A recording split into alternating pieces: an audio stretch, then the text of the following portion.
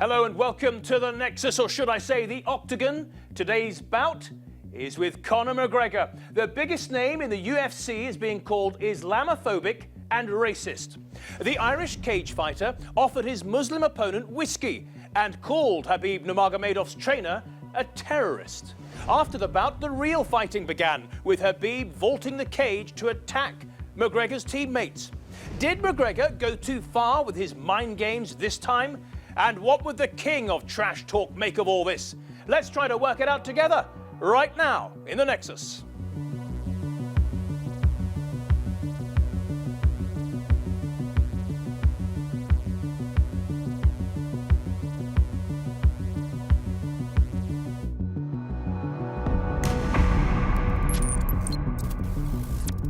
Hello, I'm Matthew Moore, and today in the Nexus we have the multi-millionaire cage fighter Conor McGregor. People are accusing him of being racist and Islamophobic against his latest opponent, Khabib Nurmagomedov. Did he go too far this time? Some of our experts certainly think so, but what do you think? Here's what happened. Who are these guys? Whoa, whoa, whoa, whoa. What the f is wrong with him? There was a warrant out for Conor McGregor's arrest. He was caught breaking out the windows of a rival fighter's bus. You don't like Khabib and you don't like what happened or whatever, then fight Khabib. Just tell me where, and that's it. If those two do fight, it's gonna be giant. We're gonna fix between me and him problem. Inside the cage or outside the cage, doesn't matter. Let's do it. Let's set it up. Enough. The fight is done. October, Las Vegas. It's on, ladies and gentlemen.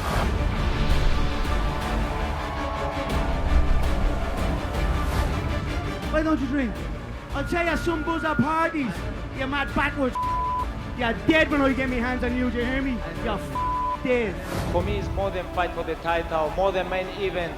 You know, for me, it's personal. His manager is a snitch, terrorist, rat. And that's it. Tomorrow night, I'm gonna smash your boy, guys. If you'd have got off that bus, you'd be dead now. You'd be dead and I'd be in a cell. Saturday night, all question is gonna be answered Saturday night.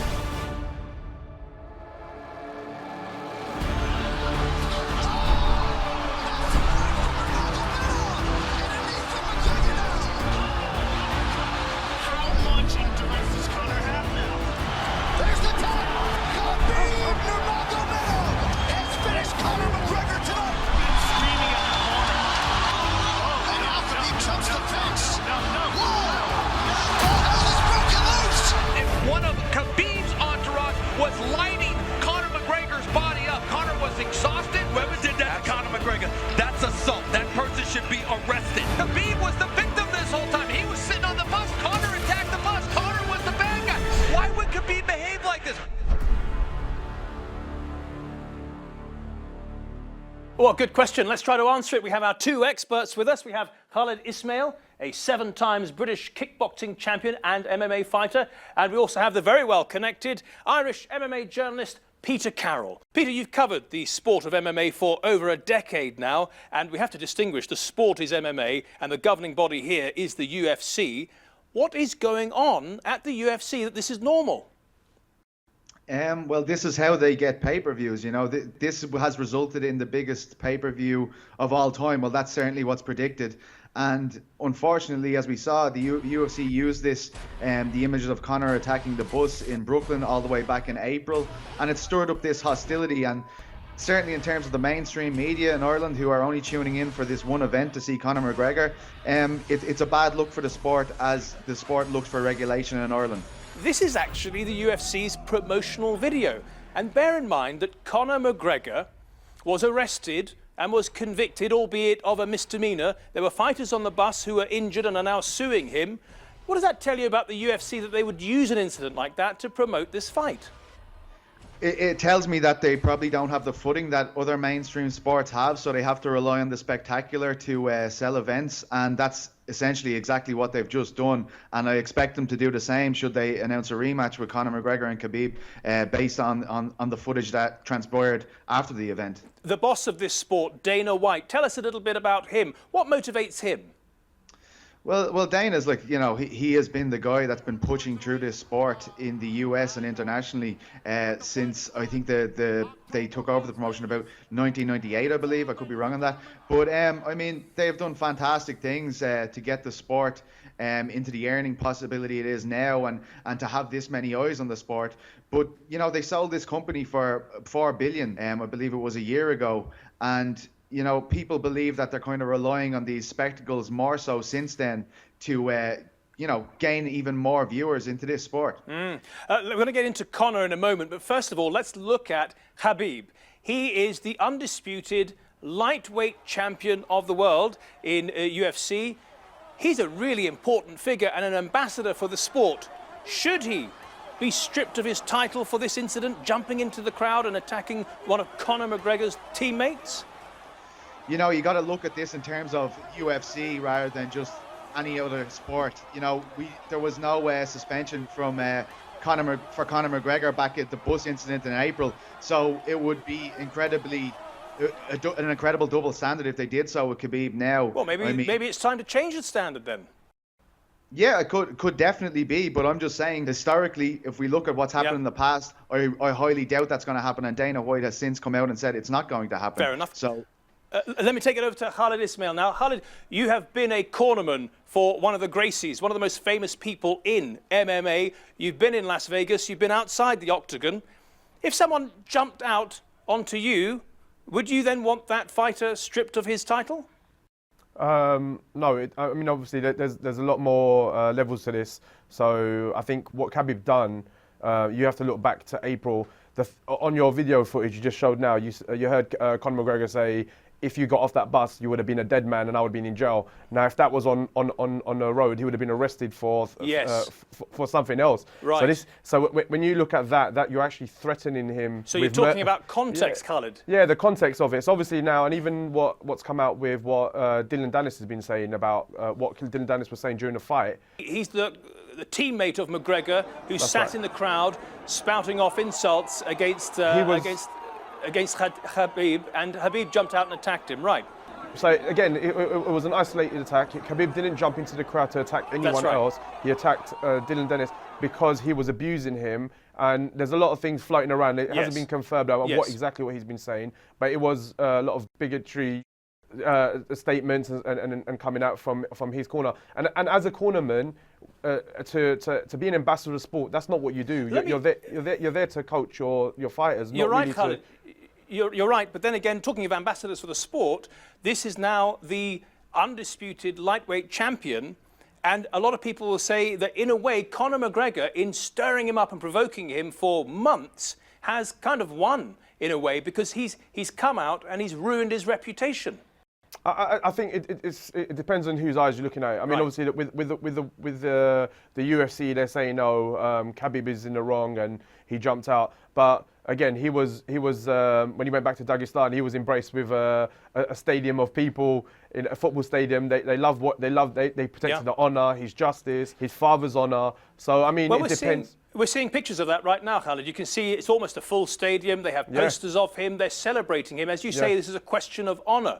And he was defending his family, his country, and others. But I have to ask you, when you're talking about honour, now Khabib's team, two of the members, we've got the video here, they climb into the ring. Now, one of them is a MMA fighter himself, a Chechen, and he's probably will never fight again professionally. And the one in the red there is actually Khabib's trainer. Now, is it honourable when you climb into the ring and punch a man who's exhausted in the back of the head? I think you need to watch the whole video because Khabib's cousin is. I think he climbs over first to try to jump over.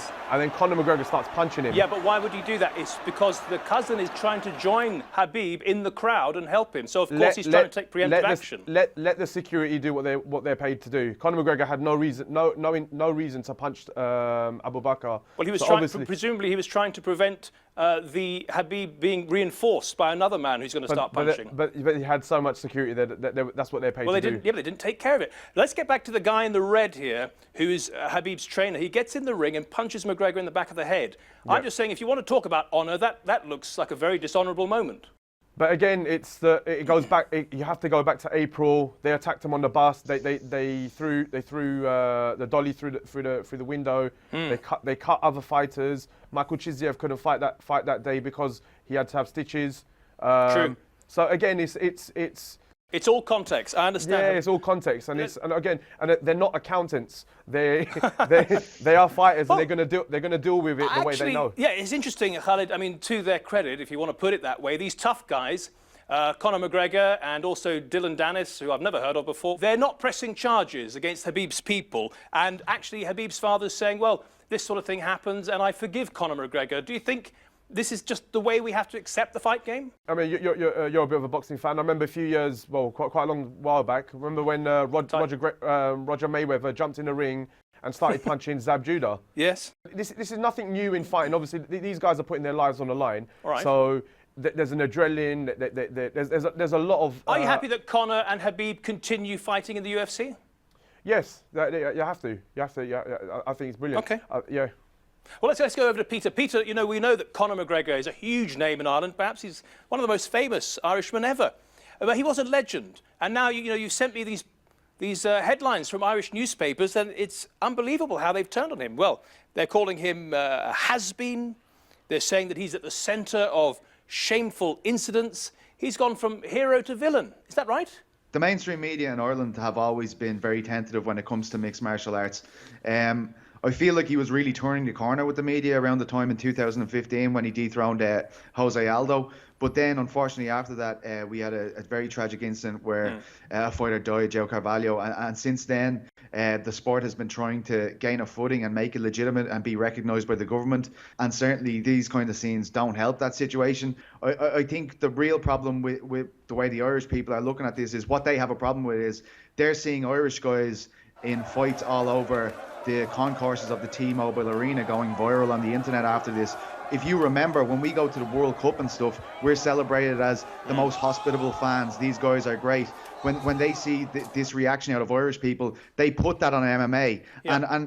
And I agree with Khalid in the sense that I don't like to isolate different, this fella hit this guy first, any of that stuff. This happened because the UFC pushed a hostility between two cultures. They constantly advertised this Dagestan v Dublin. It was a phrase used in the opening credits of that pay-per-view, which was narrated by John Malkovich. That stuff isn't normal in normal sports, and that's where they kind of take exception with the UFC. Peter, just really quickly, I know you know the Conor McGregor camp pretty well. Is he washed up? I think he didn't look like himself at all, and that was my fear going into the fight. I actually predicted that Khabib would win the fight because I feared that Conor wouldn't be the same guy that reached the historical feat of being the first simultaneous double champion with the UFC. That turned out to be the case, but certainly calling him a has-been seems very harsh when you consider that he's still the most relevant person in the fight game, having broke the promotion's pay-per-view record just a few days ago. So I think that is a bit sensationalist.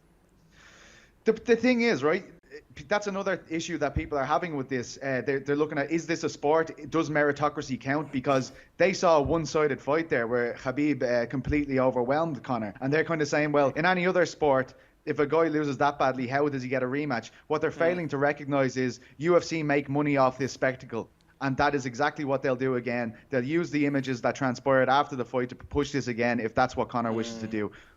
Well, whatever you think of Conor's behaviour and Khabib's behaviour, and he has apologised for it, it's pretty clear that it was Conor McGregor who created a toxic environment by constantly provoking his opponent.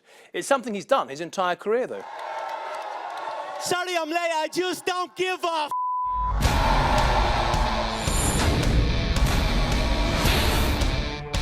Conor, one word to describe Eddie's personal style. Bro. Just another bro bum trying to sell some Eddie's getting his whooped. You're blessed that I chose to whoop your next. Eddie said he was disappointed in the country of Ireland. What do you think about that? I don't give a what Eddie says. Who gives a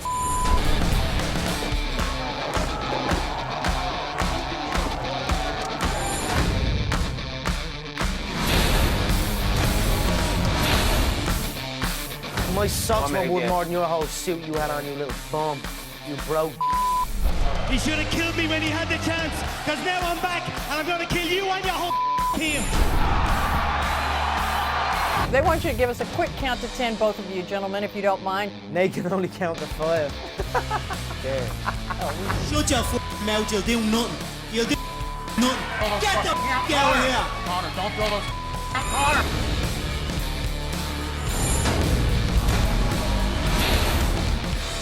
Conor! Conor, do you know what wrestling is? I can rest my on your forehead. Yeah, I know. I can take you down and beat a hole in your face, and I can submit you. He will do absolutely none of those things. Not one little bit of a thing. He's a rookie. Every time I face against one of these individuals, they break. So he will be no different. His facial structure will be rearranged after the fight. I've ridiculed everyone on the roster. I just want to say from the bottom of my heart, I'd like to take this chance to apologize to absolutely nobody. The double champ does what the he wants. Let's go to Peter. Peter, there are many examples of trash talk. Just explain to the people at home who aren't familiar with the purpose of it. Why does Conor McGregor do it? I've personally seen opponents of Conor's completely disintegrate in front of him due to the amount of mental strain he puts on them ahead of fights. This, of course, was not the case with Khabib. But Aldo, I mean, I saw nearly tears in Jose Aldo's eyes when they were doing the world tour and he was in Dublin, and it was pretty harsh scenes we saw from Dublin in terms of what the crowd were saying to Jose that night. And I've seen it with Eddie Alvarez actually managed to negotiate the pre-fight amble very well, and then he fell apart at the scene because when Conor fights, it's a bigger stage than anyone's. This has been a theme throughout Conor's career. Will he get in this guy's head? Will he get in this guy's head? So I fully expected Conor to be very aggressive when it came to Khabib. In this case, Peter, it backfired. It actually fired up his opponent. What we saw afterwards was an outpouring of emotion of a man who had been bottling up all this kind of mental strain he was put under, and which the UFC constantly rewarded Conor for since 2014, 2015. Khalid, we've seen there some examples of Conor McGregor trying to undo his opponents, but on this occasion, you feel that he went too far. What was it particularly that he said that you found offensive? I think Peter touched on it here. He does play these mind games, so he gets into people's heads.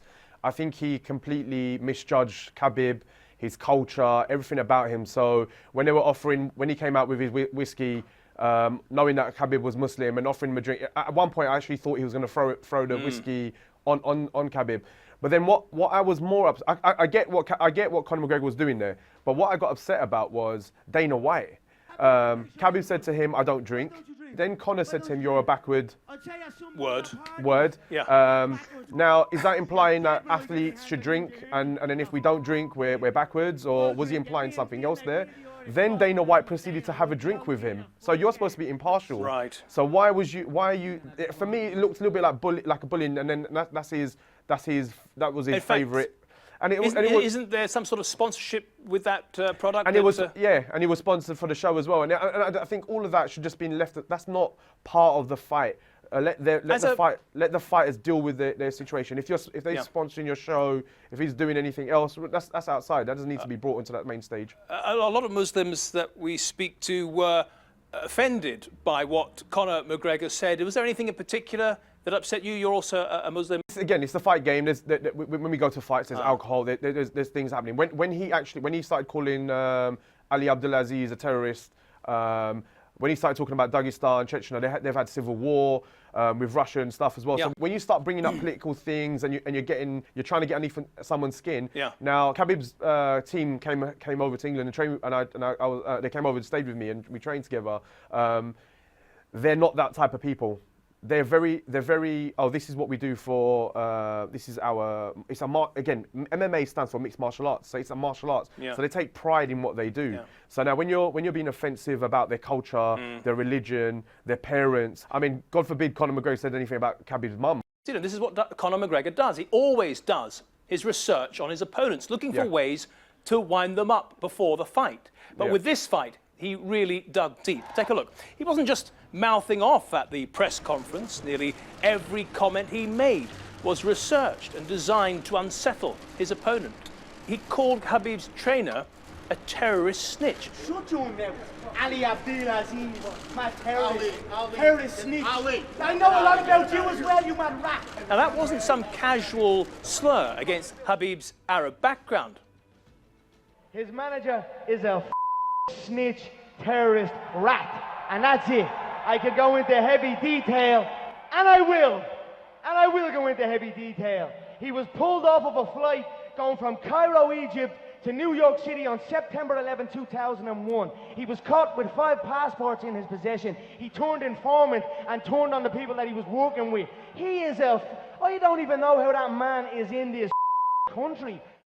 Well, MMA commentators believe McGregor based his comments on this book, Enemies Within, which details how Abdelaziz, an Egyptian, was charged by New York police with forging documents, and how he agreed to give information on a radical group called Muslims of America. And as for claims that he had 5 passports on him, well, they were first reported by the investigative journalist Mike Russell. Well, we don't want to get too deep into that, Peter, but what I do want to know is, why do you think he got so deep into Khabib's coach's background? Well, he's looking for absolutely any way to unnerve these people. You know, every time, like I can remember when he was fighting Jose Aldo, he told him he was going to go through the favelas on horseback. You know, this is the kind of thing that he tries to do all the time.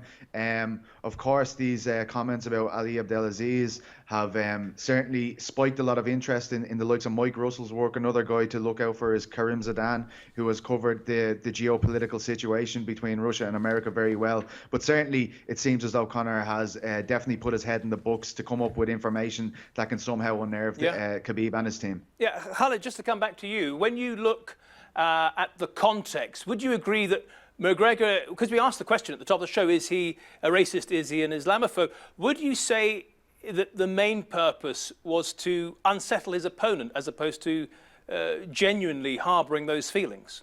Yeah, I think Conor McGregor just grossly got this wrong completely. He needed leverage, and he chose these subjects, and it did not work. It kind of fueled the fire in Khabib and his team to actually give him what he deserved on fight night. Khalid, you also mentioned that Conor insulted his father. Oh, that's true. He did insult Khabib's father, calling him a quivering coward on Instagram. Here's McGregor's explanation for that one. Chechen people know what I'm talking about when I call this man a coward, when I called his father a quivering coward. Which Chechen? Him and Kadyrov were at a mosque together, and he posted a picture of Kadyrov on his Instagram site. Kadyrov is the Chechen dictator, a crazy man, don't get me wrong. Khabib's father posted a picture up, and the caption is, "Together we are stronger." It's such fake respect out of fear.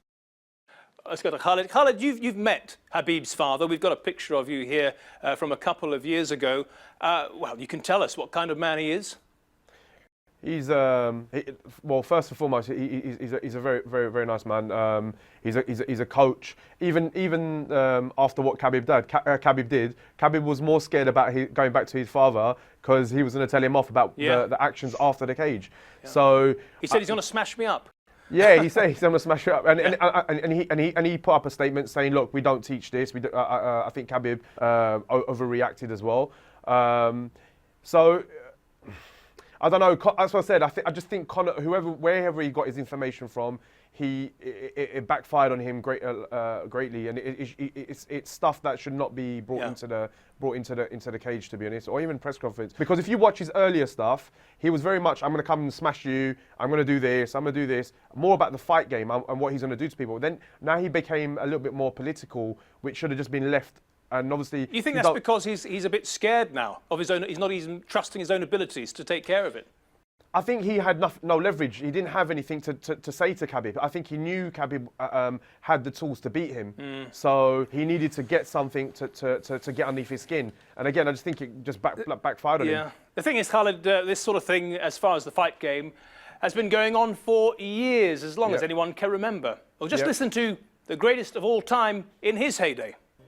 Ain't nobody gonna stop me. Not a heavyweight in the world fast enough to stop me. After this fight, my worst critics are gonna get on their knees and they're gonna say, "Muhammad, you are the greatest." Man, I'm so fast. Last night I cut the light off in my bedroom, hit the switch, was in the bed before the room was done.